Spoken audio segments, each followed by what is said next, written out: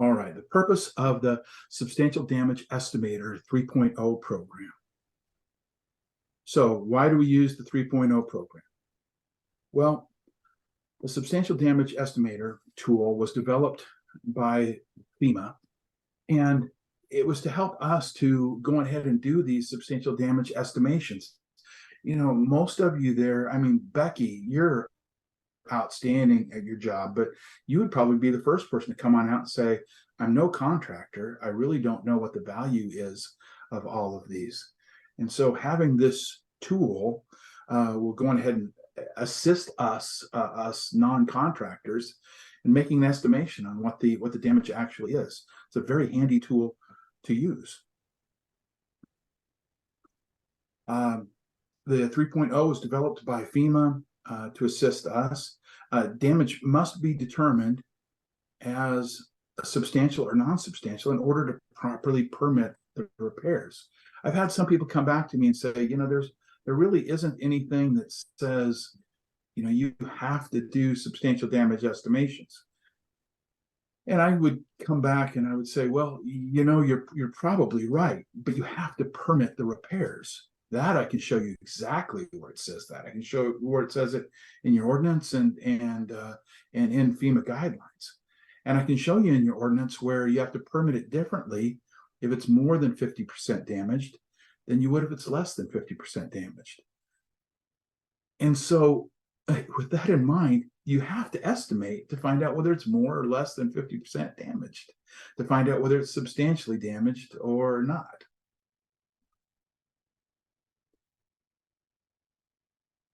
Okay, so how does it benefit the floodplain administrator? Well, it formalizes it gives a formalized and organized approach to doing these damage estimations, and it's reasonable and defensible. So when people come on in and say, you know, hey, you did it differently for the guy next door than you did it for me, they might have a case if you were just going on out and looking at the house and saying, oh, I just kind of think this is 47% damaged, and I think yours is 57% damaged. But with this, you've got this line by line way of how you came about this, and it's even across the board. And it demonstrates compliance then with the NFIP requirements for substantial damage estimations. It's a FEMA accepted method. So if you're using some other method to determine substantial damage, you may or may not be able to justify that with FEMA. Its structure-specific summary reports can be included with the substantial damage determination letters. So you can go ahead and send these reports out to someone saying, this is why we feel like you're not substantially damaged, or why you are. And some of them may want to be substantially damaged because it gives them an extra $30,000 of ICC money that they can use to bring their structure into compliance. So it can go either way. The summary reports can also be used to support which is what we just talked about. All right, so how does it work? Well, with this program, and by the way, this program is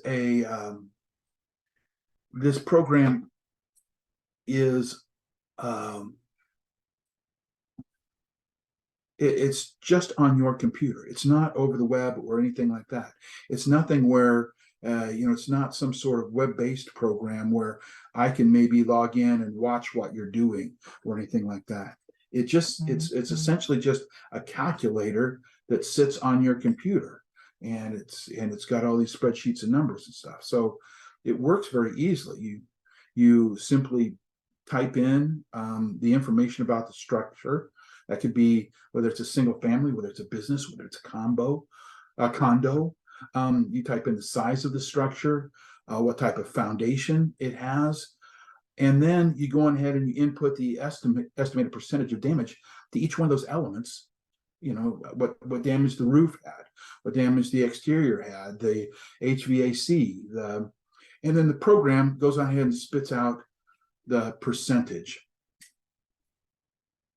Okay, so it's a very handy tool to use for substantial damage estimation. But one of the things that we talk about in our substantial damage estimation class is to go on ahead and create a database now, so that when there's a disaster, you're not starting to input all this information about these structures that are in the floodplain. You already know which structures are in the floodplain. You already know whether they're a single story or a two-story structure. You already know what their address is and the like. Waiting until a tornado hits your community or a flood comes in through your community isn't the most prudent thing to do. So I'm going ahead and opening up the program, but it's really very easy to go to that site and pull that up and download it. And once you do, this is what the program looks like. This is the main menu up here that you see. And with this main menu, I want to point out some things. You have access to the user manual, and you have access to different web references about this. We have several tabs here, and we're going to be talking about many of them. I'm going to be talking about default data and just adding new property. And that's where we're going to go right now, is adding new property.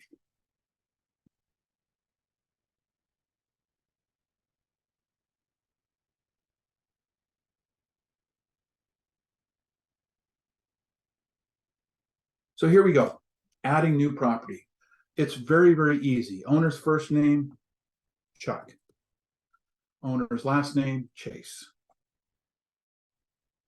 Now, what I'm showing you here is something that if you're in a community like Osmond, where you maybe have 2 or 3 properties, you probably want to just go on ahead and type these in individually like this, because it doesn't make sense for you to do it any other way.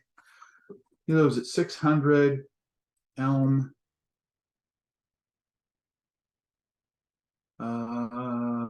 Avenue, we'll say. There you go, Avenue. And we're going to say Polk. I actually live in Malcolm, and I'm not trying to hide from y'all, but Polk is going to be nice and easy.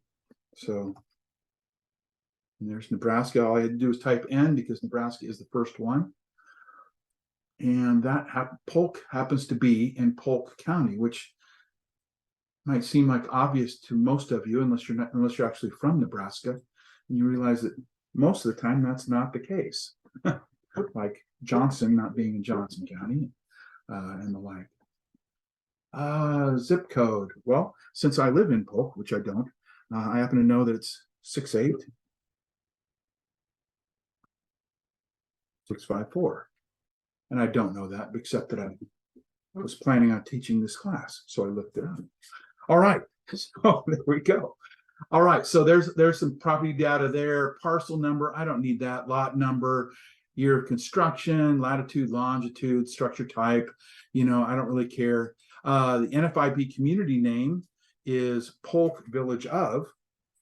I happen to know that. And the community ID is 310310. Whoops.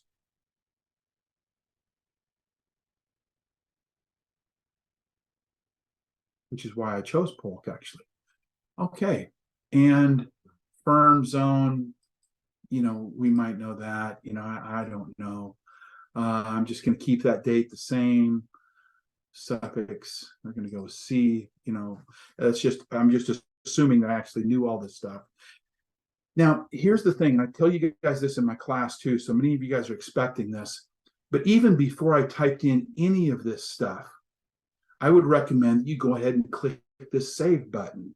But now that I've shown you how easy it is to just type in all this information, I'll click on the save button now.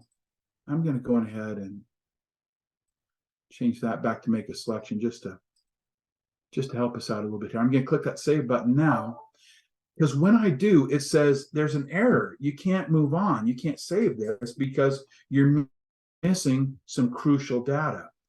And that's why I like hitting the save button early on, even before I enter data, because it tells you these green push pins say, this is a good idea. The yellow push pins say, this is really a good idea. And the red push pins say, you can't go any further unless you fill this in. This is required information. And remember how I just blew off all that. The point is, the structure type, they need to know whether this is residential or non-residential. So it's a house, I'm going to go residential. Now, again, anything that's not red, you don't have to have in here. But of course, you probably want to put in as much as you possibly can. And so now we're going to hit save, and it's going to work for us. It's suggested that I type in the stuff with the green buttons, but we'll go ahead and move on. Okay, so the property was saved successfully. Good deal. So I can go back up here to my main menu, and these are kind of small up here, so this, I use these quite a bit. So let's go back up to the main menu. That brings us back to all of this. And now if we had a disaster and I needed to go on ahead and input all of the stuff for my substantial damage estimator, I can go to add a new residential assessment. And when I do that, here is Chuck Chase, 600 Elm Avenue in Polk. Here's the one I practiced on a couple of days ago, this presentation on Elm Boulevard in Polk County. And it's just that easy then to go ahead and type in this information. And if I want to, I can go to 600 Elm Avenue, and I can use the selected property, and I can type in even more information.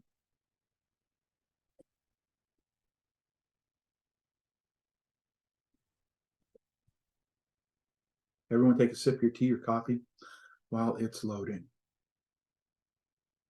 There we go. So here I can go ahead and I can type in things like what subdivision it is, what parcel number. You see, I've already got the structure address. I might have a mailing address that's different than the structure address. In this case, since I don't live in Polk, I absolutely would have a mailing address that's different than this address. Structure damage. This is more than just structure damage, but this would go ahead. This is where we can fill out whether this is a one-story structure or not. This is where we can say that it has a basement and that the superstructure is stud frame. None of that's going to change between now and the next disaster. So I can type in, I can choose all of these things now and fill them all in. Shingled roof.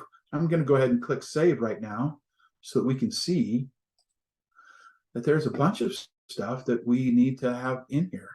This is a single family residence that was required. You can see things like the year of construction. That's nice to have, and it's easy to get. But Becky, when you're doing stuff for Cumming County, you don't really need to know what year it was built to know whether it was more than 50% damaged or less than 50% damaged. It's good information to have. And that's what all these yellow push pins are about. The inspector name. I don't need to know that it was Elijah that came on up and helped you out that did this inspection, but it would be good to know that. It would be good to have that, but it's not, it wouldn't be required for me to calculate the percent damage. With this page here, I can go ahead and I can put down the square footage of the house.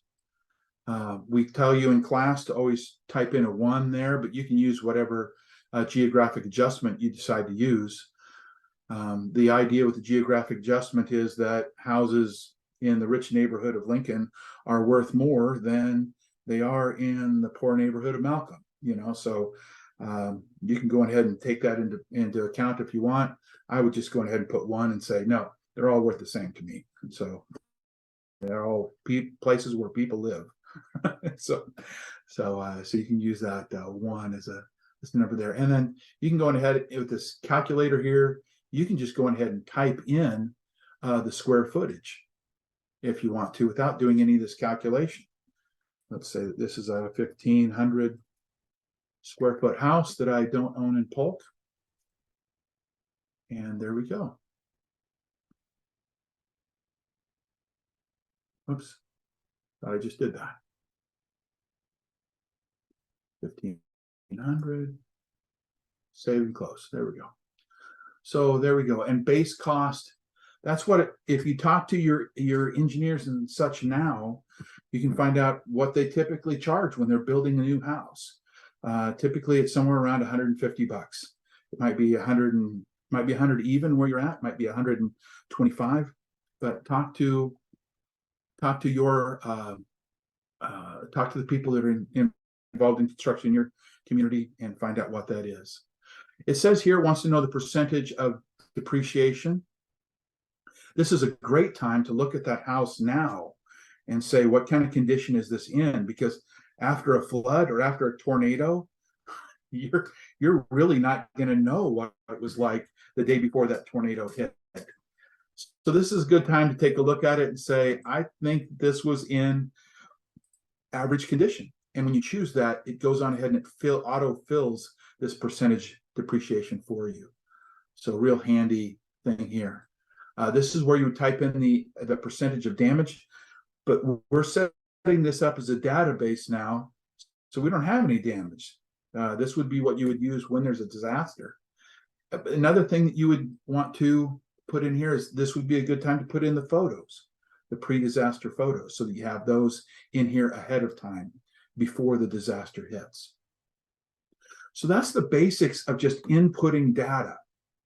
But let's say that let's just imagine for a second that you're Becky Lurch and that you, Becky, can you imagine that for us? Yes, she thinks she can. All right. And that you're in Cumming County and you have, hundreds of properties that are in the floodplain, hundreds of structures out there. And I don't know, maybe not hundreds, maybe even 20. And you don't want to input these one at a time. Well, there are some other things that we can do. We can go ahead and we can enter default data.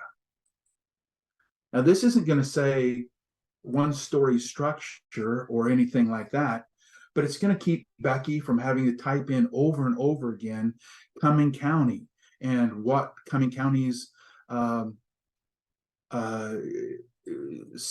number is, FEMA's community ID number and the like.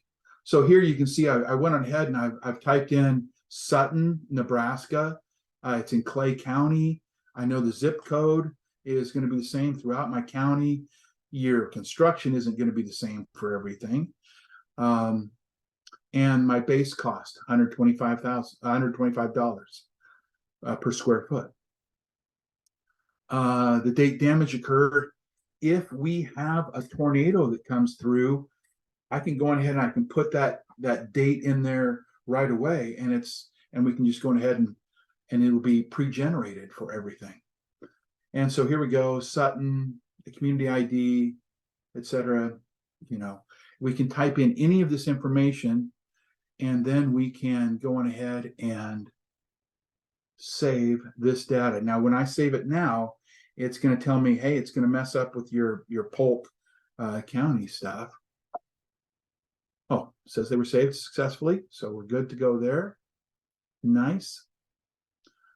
All right, so I go to main menu, and now I want to enter a new property.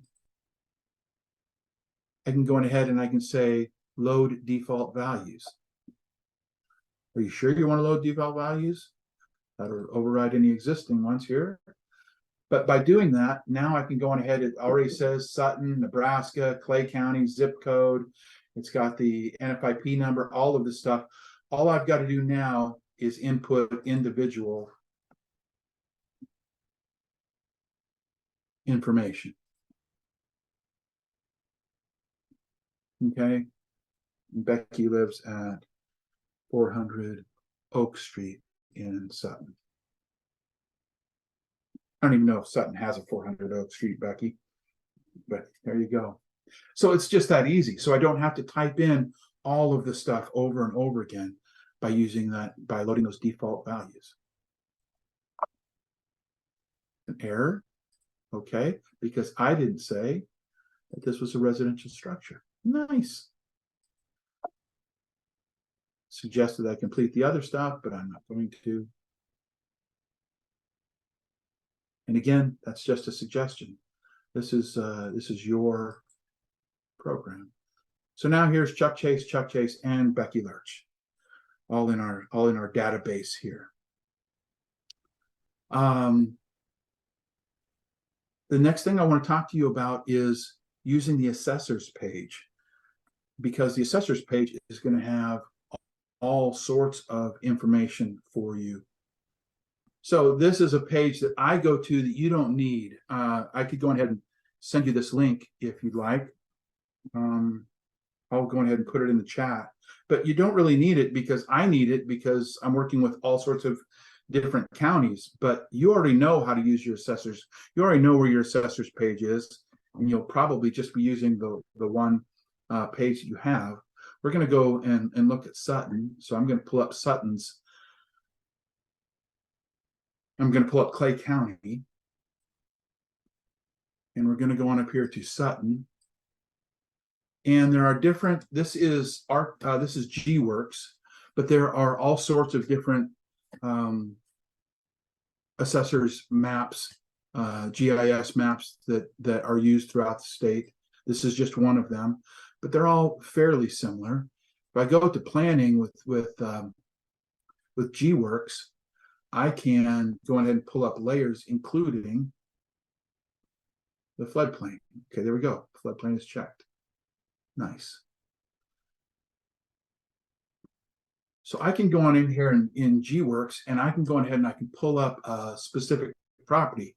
As a matter of fact, I wasn't even going to do this. I was going to get more personal than this because I didn't want to actually pull up somebody else's information. Let me go back. Are you guys all going back with me? Go to Lancaster County. And are we all seeing a white screen with GIS viewer? Yes. Okay, thank you. Super. Okay. So here comes Lancaster County.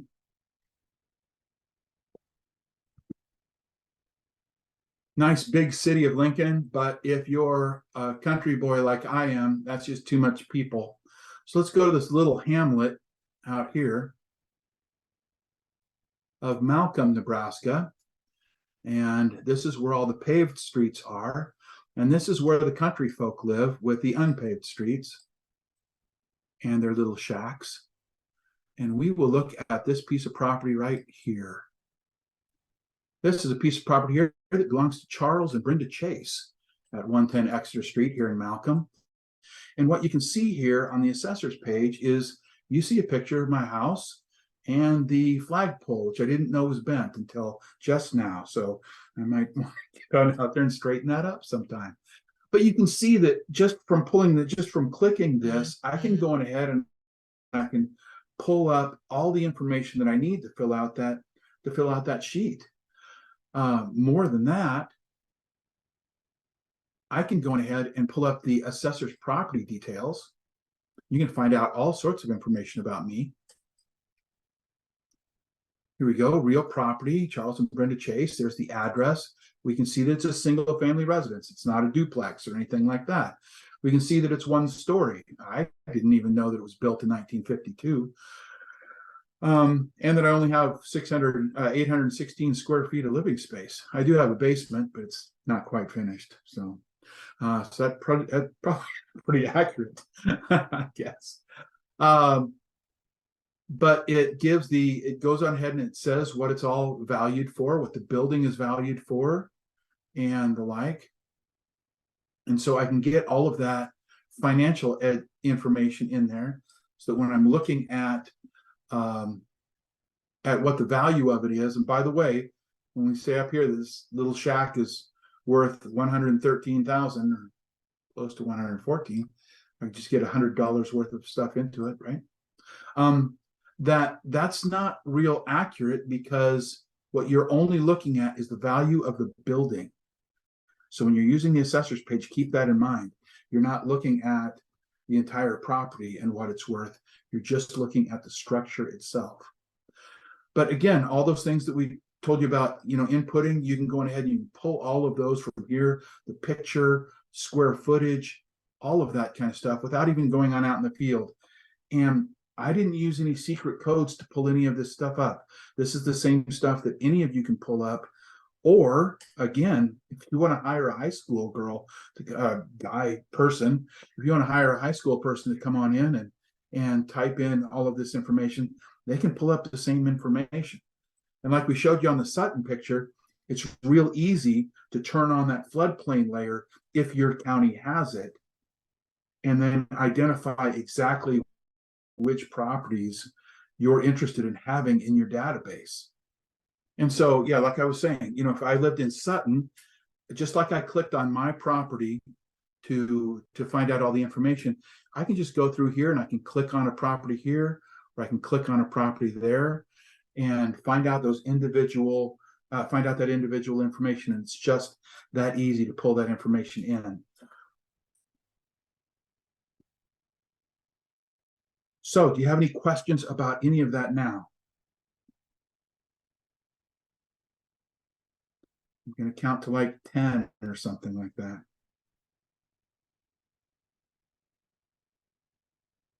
Okay. Well, super. This was all pretty easy, and it's an easy program. And that's why it's really smart to get this data in there before you have a disaster. And I showed you how to do this individually, how to put in default data in there. But what Elijah is about to show you is just incredible.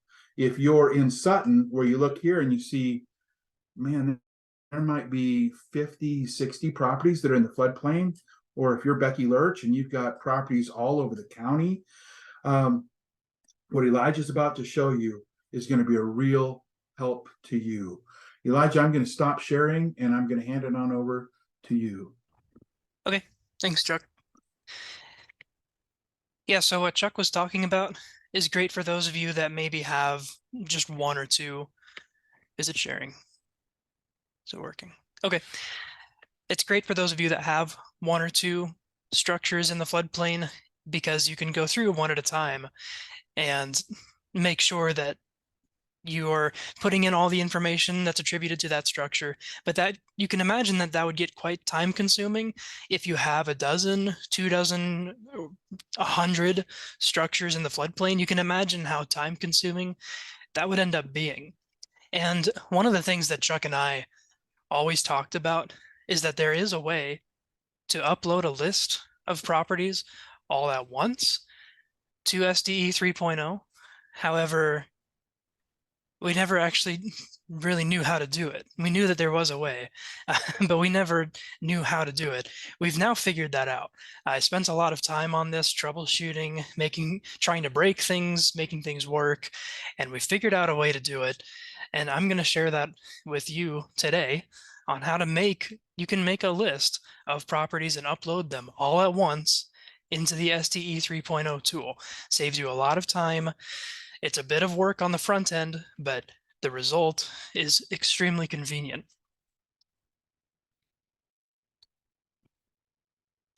So this is the only slide that I'm going to share, and then I'm going to switch off and go to the live demonstration of what I'm doing. I've provided some slides in the bank that Michelle shared with you that go through each of the steps that I'm going to talk about. So feel free to follow along using those slides, or you can use them later on as instructions. But it's going to walk through everything that I talk about up here. I just wanted to do this live rather than show you a bunch of slides for this presentation. But for this slide, all I want to touch on is that we're using the enterprise import function. This is something we had to go look for. It's not a tool that you would expect to use for something like this. It has a very strange name, enterprise import. But that's the function that we're going to use today. And essentially what you're doing is you're creating a list of properties using Excel. I know that our agency relies on Excel very heavily. In fact, we have an online version of it called Smartsheet that we use very religiously. And so Excel is really where we live. And it's the same for the SDE 3.0 tool. It's using Excel to create a list of addresses and properties that you can then upload that Excel sheet into the SDE 3.0 tool, and it will create all of the properties that were in that Excel sheet as entries.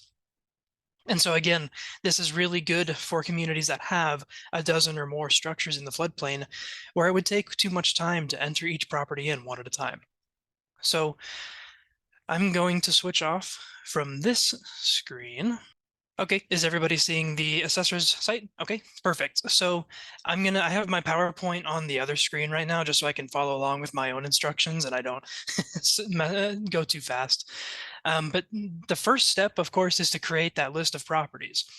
And the best way that we can suggest doing this is to use the information that's already available, which is going to come from your assessor's website. A lot of counties use GWorks. However, there are a number of counties, like Chuck looked at Lancaster, they're not using GWorks necessarily, but they all work somewhat the same. They just have different looks to them. But this is where you can find pretty much all of the information that you are going to end up entering into this list that will then be uploaded to the SDE 3.0 tool. So what I'm going to do is we'll head over to Clay County because we were going to use the example of Sutton. Sutton, Nebraska has probably 50 or so structures in the floodplain, and also they use GWorks, and so it just works for this example. But this is the nebraskamap.gov page. This is where you can find all the county assessors. I'm going to run into Clay County here. Okay, here we are. We'll move over here to Sutton, and again, Clay County already has their floodplain loaded onto their map, which is really convenient, and it's something that all counties can do. You can access the shapefile of your floodplain for your county on FEMA's Map Service Center, and you can download it locally and have your assessors upload that to the assessor's webpage. So you can all have the floodplain on your assessor's web pages. You just have to make sure that it gets added. So and you didn't mention the map, that you didn't mention the word free, but that's, I know a lot of people. free. Yes, it is free. free. It's right there, and it's just free to take. So. Yep. So what I'm going to do is we're going to generate that list. And the best way to do that, and I'm going to pull up my keyboard here so that you can follow along with what I'm doing. But what I can do is I can if I click this information button, it'll say if you hold control and select multiple areas, then release the control key, you can get multiple entries. And so if I hold down control and I just click on a few of the parcels that I know that there are structures on in the floodplain, and then I let go of control, it'll have this little loading icon here. So we'll just give it a moment. But what it's going to do is it's going to select all of those properties that I just clicked on, and it's going to pull them into a list. As you can see, it highlighted them in red. It recognized the ones that I clicked on. Your keyboard's in front of us, so we can't see. Yep, I'm moving it. There we go. So it highlighted these in red, what I clicked on, and it'll pull up everything that is in that area that I clicked on. So it's going to pull up the section numbers and also the floodplain boundary. We can just go ahead and toggle those off. We don't need them. But you'll see there's this export to XLS button. That's exporting to an Excel spreadsheet. If you click that, it'll download it and it'll pop up here.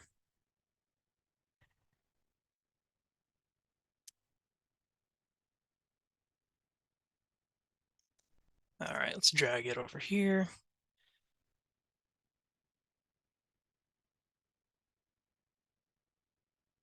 Okay, and I cleared the names of the people that popped up here. So, but the way that it will pull up on your screen is it will be in all caps, last name, comma, first name, no spaces or anything.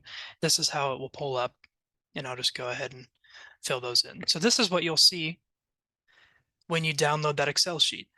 And I said earlier, that's how it gets uploaded into SDE 3.0, is it's an Excel format. Now the issue is The SDE 3.0 tool won't accept it in this format. It won't recognize these headings. It won't recognize this data that we're trying to enter. We have to convert this table into a format that the SDE 3.0 tool likes. Now, that sounds like it could be complicated. However, rest assured, we've developed a template for you. We like our templates. And so there's a template Excel sheet that you can pull this information to that matches the format SDE 3.0 likes. If you head to our digital desk reference and you scroll down to post-disaster information, under other publications, I've put this SDE 3.0 enterprise upload template. So you can feel free to download this as well.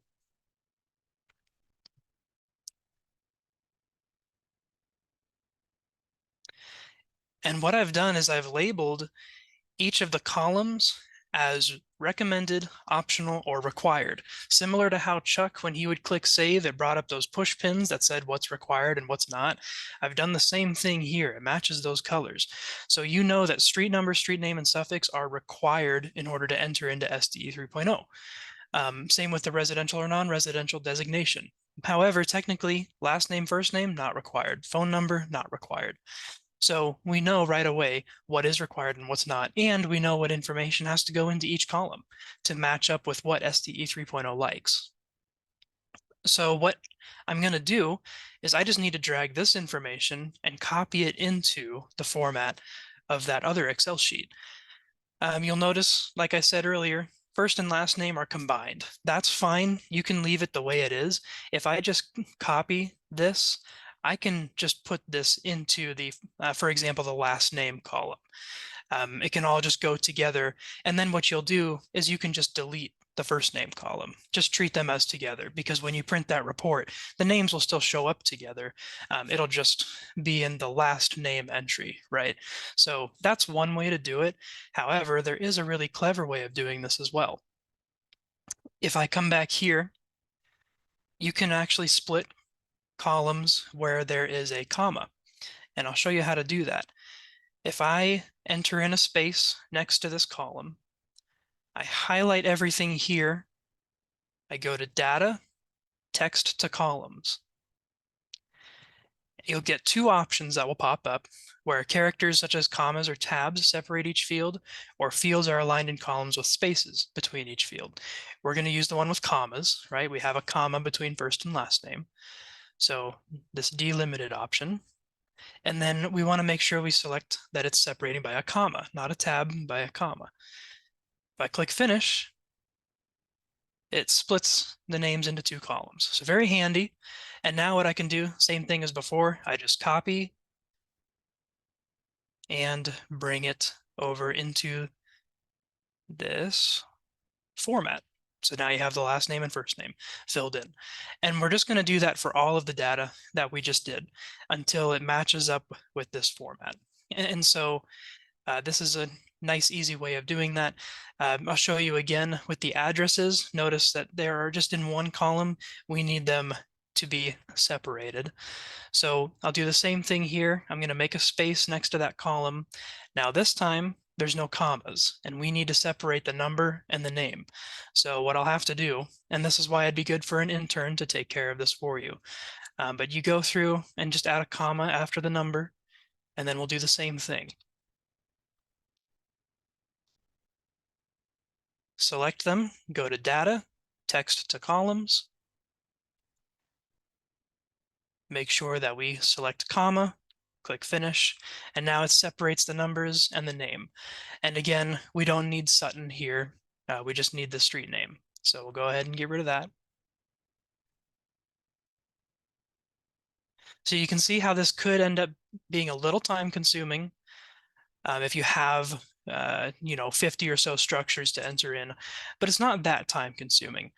And the end result, like I said, it's just the click of a button to get all of this entered in. It's just the matter of setting up this Excel sheet on the front end can take a little bit of time. So I've copied and pasted everything to here. And so now we have our street number and street name. Street suffix, of course, being street, avenue, what have you. You'll know what that is for your community. I'm just going to enter in, oops, I have caps lock. And I'm just going to enter in street. If you see this little tab here in the bottom right, you can click and drag that and it'll auto-populate. It's another cool feature about Excel. Now, again, we're just going to focus on, for this demonstration, I'm just going to focus on the required stuff. These were all residences that I selected, and so I'm just going to enter residential for all of them, and then I'll just click and drag so that it auto-populates down. Now, another note to make is that you cannot leave cells empty.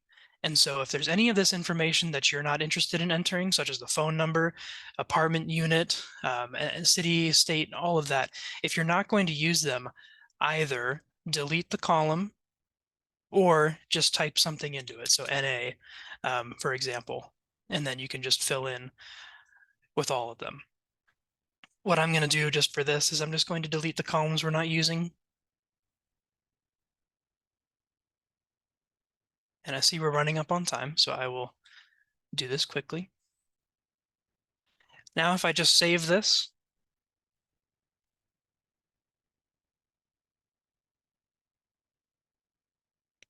Excel doesn't like me today. There we go.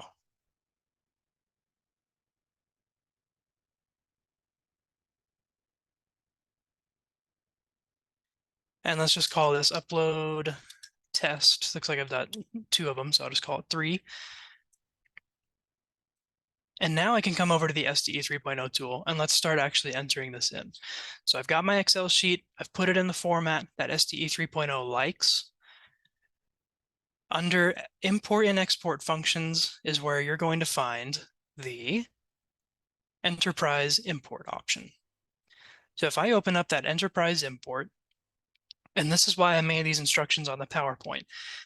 But what happens is these buttons will light up as you work through each step. So you're not able to finish one step without first completing another.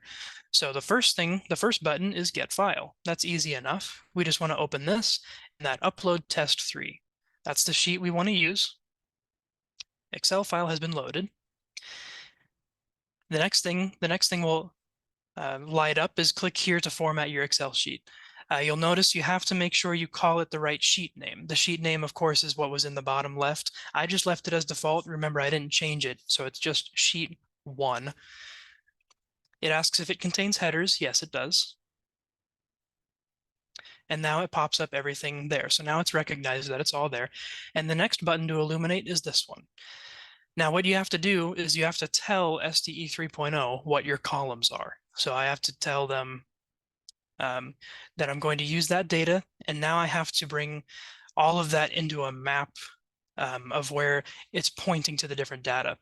So that's what all this is. So I have a last name, first name, street number, street name, street suffix, and residential or non-residential. I have to make sure that all matches up here. So last name and first name, these drop downs match up with those column headings. Make sure you designate the parsing. So this is going to be last name. So this is just going to be, or this is first name, sorry. I have these switched. There we go. John and then Doe. Street number, make sure we match that. Street name, make sure we match that. And street suffix. And make sure we do the same thing for the parsing so it knows how to read it out. And the last thing we entered in was residential or non-residential, which is at the bottom here. And we just make sure that it matches up there. And once we've done all that, this final button will pop up and we can import the data. And now it's mapped 5 records into the database, just like that. Now what we can do is we can save those settings. So where I was doing all those drop-down menus, you can save that, and so it automatically will populate those drop-downs the next time you do this. I'm not going to save it because I've got a different example I'm going to show you in a moment. But now when I go to add a new residential assessment, all of those properties that I've just entered will show up here. And so really easy. I only did 5, but you can really see That only took probably 10-15 minutes to get everything set up the way we like it. Now I can go back and get the rest of them. And if I saved those preset values before, you can see how quickly we can get all of these uploaded. Now what I'll do, I've shown you the bare minimum. I'm going to show you the maximum. I know we're running up on time, so for those of you antsy to get out of here, I'll be quick because this is already pre-done. I've cleared out all the old data. I have made this. This is what it would look like if you really spent time on this and filled out every single column that was optional. So I've got phone numbers, I've got the apartment, I just put NA, but I filled in the city name, the zip code, even latitude and longitude information, but I've put year of construction as well. That's another option that you can have. That's very important for substantial damage, as well as square footage. So this is the maximum that you can do. So what does it look like when we do that? We'll do the same thing. And this time I have pre-saved, say I've done this before, I pre-saved my settings this time. So if I click Get File and I use that Excel sheet, come on. There it goes. And I had called the sheet addresses.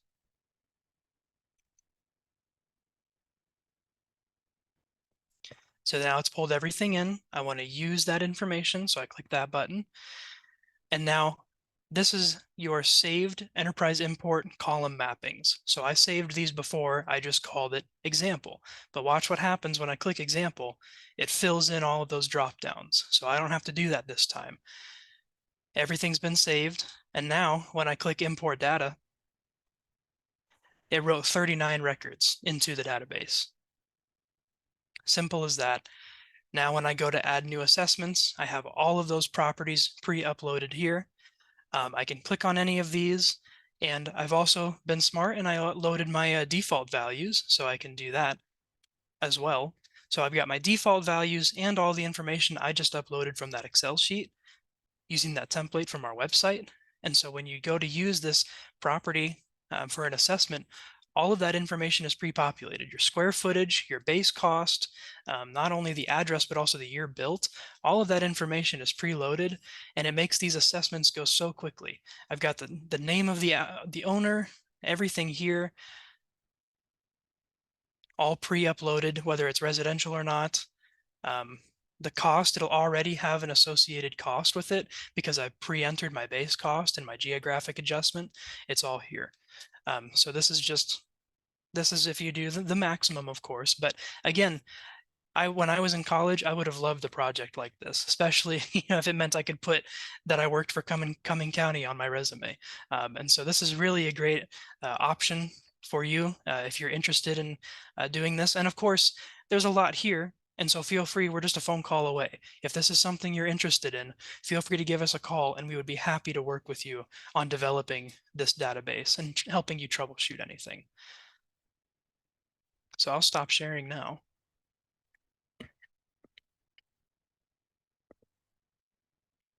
And Chuck, did you want to take back over or would you like me to?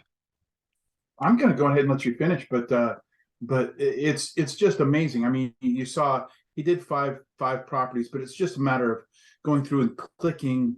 You know, he changed the GIS thing to be an aerial view instead of just the regular map, so he could see that there were houses there. He could see which properties had structures.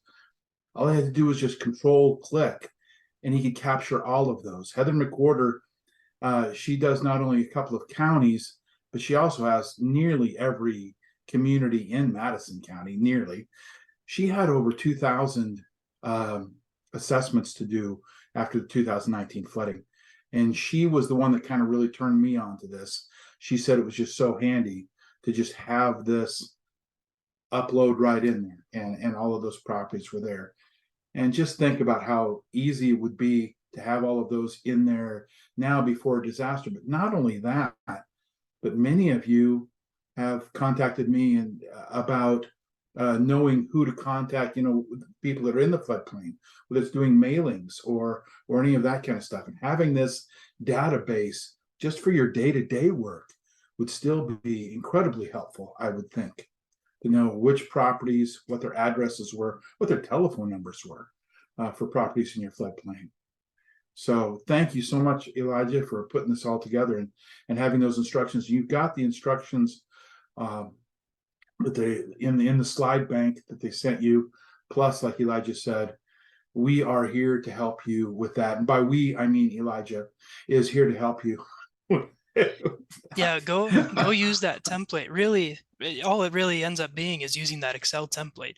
As long as you get information plugged into that template, SDE 3.0 will accept that template every time. That's why we developed it. And so you can use the instructions, you can contact us, but ultimately that template is there to help you, and SDE 3.0 should accept all of that information every time. So just let us know if you have any questions on that.